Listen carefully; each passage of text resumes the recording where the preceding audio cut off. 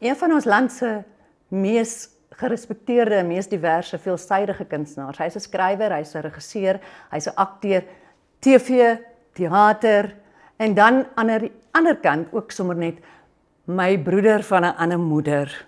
Hallo Errol. Hallo Alex. Ek bedoel Christo. Hoe gaan dit? Goed en ja? Nee, lekker. Dit was 9 jaar gelede. Nee. Ja, maar ek moes daar ingooi want jy weet dit gebeur nog steeds.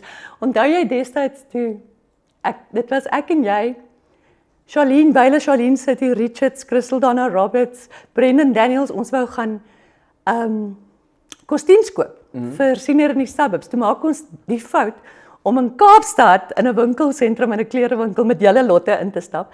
Ek dink ons was vir 3 ure daar, ons het nie een kledingstuk gekoop nie want julle het net die hele tyd gepous vir fouties. So Errol gaan nou maar met jou bly. Dit is seker maar een van daai dinge ja. Ja. Maar as jy veel wat ek aan kan doen, nee, ek is dankbaar daarvoor. Okay, gebruik dit maar terwyl jy kan. Solank dit hou. Christo, kom ons gesels oor Laaitjie met die Biscuits. Sien jy dit premier nou by Aardklop? Sien jy Laaitjie met die Biscuits amper as 'n opvolg van jou bekroonde werk Queenie tematies en dan ook omdat jy ek dink 4 jaar laas wat jy 'n oorspronklike groot nuwe teaterwerk geskryf het? Ja, dit is definitief tematies baie dieselfde. Omdat dit handel spesifiek oor die mense waaroor ons nooit praat nie. Dieselfde soos met Queenie waar dit 'n groep bergies was wat nie kon stem nie, omdat hulle nie 'n proof of address het nie. In hierdie geval gaan dit meer oor mense met geestesgestremdheid vir wie ons jammer voel. Maar dis die meeste, right? Dit is waar dit basies stop. Dit is, ai jene, ek is so jammer. Maar wat is die daadwerklike situasie waarin iemand soos dit homself bevind? En wat is die gemeenskap se verantwoordelikheid teenoor so 'n persoon? Ja. Maar dis geweldige, soos met Queenie was dit nou haweloos is. Laaitjie met die Biscuits is oor persone met gestremthede en daar's ook nog korrupsie, polisie korrupsie by betrokke. Geweldige ernstige temas, maar jy het 'n baie spesifieke, unieke stem as skrywer. Jy kry dit reg. Dis die mense huil, maar hulle lag. Is dit jou wenresep om werk toeganklik te maak, ernstige temas? Kyk, daar is baie hartseer in die wêreld en ons almal huil oor dieselfde ding, maar ons almal lag nie noodwendig oor dieselfde ding nie. Maar as 'n mens gehoor kan kry om 'n spieël op te hou waarin hulle self kan sien en partykeer is iets so ernstig, jy kan nie help om maar voor te lag nie. Right, dit tap ook in die menslikheid van die karakters. Baie keer sien ons 'n situasie waarmee ons onsself baie keer so kan vereenselwig, dis snaaks. Ja. Right, want jy kan sien dis iets wat ek sou gedoen het of dis iets wat my ma sou gedoen het. En in daai hele opset van skryf vir my is dit baie belangrik, alhoewel dit ernstige temas is daar ook 'n baie groot en sterk entertainment value wat jy na enige teaterproduksie toe wil bring. En dit is wat ek altyd probeer doen as ek skryf en ek probeer dit nie as prins doen nie. Ek probeer nie as prins skryf en gaan maar hulle gaan lag nie. Partykeer lag mense vir dinge op 'n verhoog wat ek gaan maar ek het nie geweet hulle gaan daar lag nie. Ja. You know. Ons het byvoorbeeld toe ons my seuns gedoen het, het ek gedink, ja nee, hier sit ek met 'n sterk drama. Kyk vir my. You know, en mense het baie van die Sandra Prinsloo het haar mond oopgemaak dan lag die mense. Ja. You know, Terwyl jy dit nie so bedoel het. Bedoel het noodwendig nie, maar ek dink dit het te doen met die menslikheid wat ek in elke karakter probeer inburger. Sodat dit mense is met wie, soos ek gesê het, mense is met wie 'n gehoor kan vereenselwig, want dit is tog baie belangrik vir enige produksie of enige toneelstuk wat opgevoer word om 'n sekere mate van realiteit te behou. Right, om 'n sekere mate van die waarheid aan 'n gehoor oor te dra. Om ons te laat dink oor ons eie besluite wat ons neem. Ja. Want die rede hoekom ek skryf is omdat ek vrae het. Daar's nou presies dis wat ek vir jou wou vra. Jy hou daarvan om, soos ek gesê het, 'n stem vir die stemloses of vir die gemarginaliseerdes te wees. Maar dink jy nie dit is eintlik tot 'n mate ook in die era en die tydperk waarin ons nou lewe in Suid-Afrika spesifiek as 'n samelewing.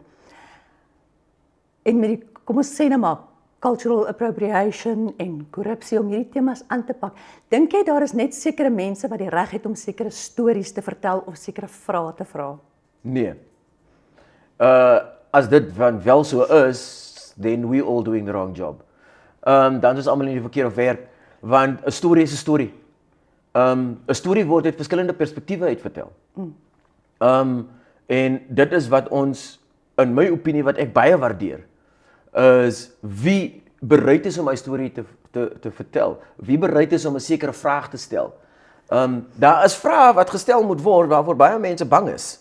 Ja. You know, mense is bang vir baie dinge. Lady met die Biscuits het 'n groot tema wat handel rondom polisie korrupsie. You know, en die mag wat die polisie het en hoe hulle daai mag misbruik in baie gevalle. Daar is duisende Suid-Afrikaners wat daardeur is. Ek is al daardeur meer as een keer in my lewe wat ek gedink het, ja, as daai polisieman nou nie 'n gun gehad het nie, dan sou hierdie storie nou heeltemal anders uitgewerk het. Ja. Right? En daar's 'n vraag wat ek het nie altyd antwoorde vir die vrae nie. Dis hoekom ek daaroor skryf, right? Om te hoor, om waar te neem en te luister. Wat is ander mense se opinies daaroor? Ek wil vir jou vra, want jy dra die stuk Lady met die Biscuits, sê jy is geïnspireer deur die tragiese afsterwe van Nathaniel Julius, wat 'n Down-sindroom seun was, wat na bewering, ons sê nou maar so, want die saak is nog hangend, sover ek weet, deur die polisie doodgeskiet is. Dink jy, ja, sê eers vir my, dink jy dit is belangrik in die eerste plek om dit aan te pak, en dan is dit dalk ook waghalsig? Want toe ons hierdie proses aangepak het en begin aanpak het, was ons tog bietjie senuweeagtig om mense met gestremdhede dalk verkeerd uit te beeld. En op die ouend het ons besluit om saam met die wonderlike Forest School te werk as konsultante, sodat ons nie die pad byste raak nie. Hoe waardevol sien jy daai insette en hoe belangrik dink jy is dit? Kyk, in 2020 toe Nathaniel Julius doodgeskiet is, kon ek dit nie glo nie. Ek kan dit nog steeds nie glo nie. Die ander ding van hierdie lady natuurlik is hy wil eendag 'n polisieman word, right? So daar's al daai aspekte wat rondom dit hang. En is dit 'n waghalsige produksie? As dit nie waghalsig is nie, hoekom doen ons dit? Ook waar. As dit ons nie self uitgedaag word as kunstenaars, nee, as ons jouself uitdaag om goed te doen nie, dan hoekom doen ons dit? Die storie is wel geïnspireer deur die lewe van Nathaniel Julius, en sy noodlottige einde, maar dit gaan oor die breër spektrum van mense met 'n geestesgestremdheid. So, nie net mense met geestesgestremdheid, 'n fisiese gestremdheid, iemand wat doof is, iemand wat blind is.